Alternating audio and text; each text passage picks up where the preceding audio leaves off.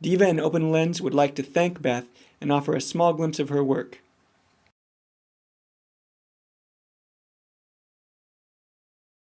I think that our people in Southeast, my grandmother, mother, that generation of people, it was such a bad experience. So many people were dying. 1/3 of Attica died down there in 4 years' time. The message I think that was coming to our people was to be unangach, to be Aleut, was not probably a good thing, you know. We were dying off, and so I think that people tried to put our stuff to sleep at that time.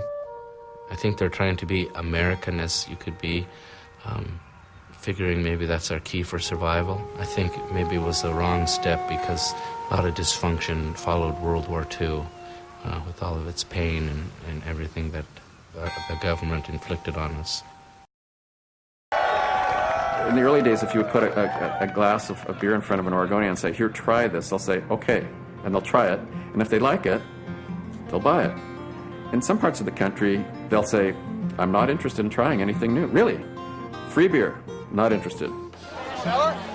One of the things that I credit our success and the success of craft brewing is Oregonians are kind of adventurous by nature. A few people got this whole thing started, changing the entire nature of one of the world's largest industries. And we've given a good name to beer.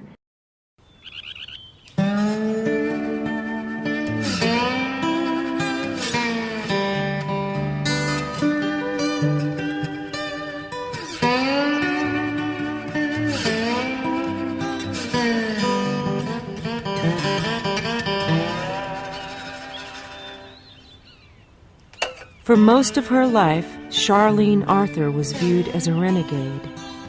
A Texas-born musician, she was a hard-living, feisty, and opinionated woman, musically and physically aggressive on stage and off. She wore men's slacks and cowboy shirts. She leapt from stage amplifiers. She sang while lying down. In short, she caused a stir wherever she went. A big welcome for... Beth, if you tell us it wasn't a miracle, we'll believe you. So what do you think it is?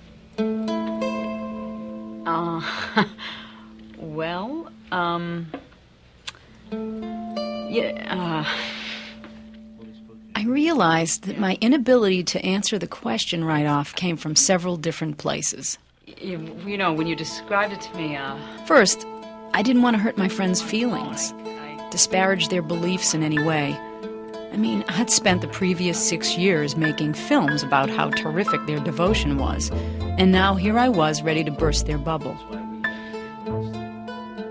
But the bigger, more nagging questions were very old, deep-seated ones.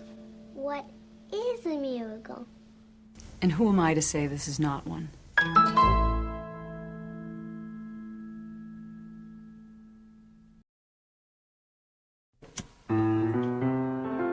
During the Second World War, newsman Ernie Pyle broke new ground and became a household name by giving voice to the common foot soldier. I love the infantry because they're the underdogs. They are the mud, rain, frost, and wind boys. They have no comforts, and they even learn to live without the necessities. And in the end, they are the guys that wars can't be won without. Pyle reported from the front lines in North Africa and Europe. But perhaps his defining moment came in the Pacific, during the bloody invasion of Okinawa. And it was here, too, that Pyle was killed. 60 years later, Eric Warlick from Portland, Oregon, may own the typewriter which Pyle carried during that bloody campaign. And so you get real insight into the complexities of slavery as an institution. Two people growing up as friends suddenly become master and slave, and the effect that has on their relationship. And they go off and they do this incredible thing. They trace through the core of discovery lands that had never been traced before for the American government, and then they come back and their relationship really deteriorates. And you get a sense of how the institution of slavery really kind of controlled the behavior of the people that were within that institution in really awful ways. It's just this real stew of human emotions, and you mix it with the master, the slave owner mindset, but yet the personal view of William Clark feeling he's kind of gotten rejected, and it makes for a very unfortunate situation in how he ends up dealing with York. Though the exact date is uncertain, it is known from Clark family records that 10 years after the Corps of Discovery returned from the Pacific, York was finally granted his freedom. We have a donation from Voodoo Donuts that's downtown. And every morning, Al picks up the containers and with his mechanized scooter, heads on down and picks these up. He's our answer to an SUV.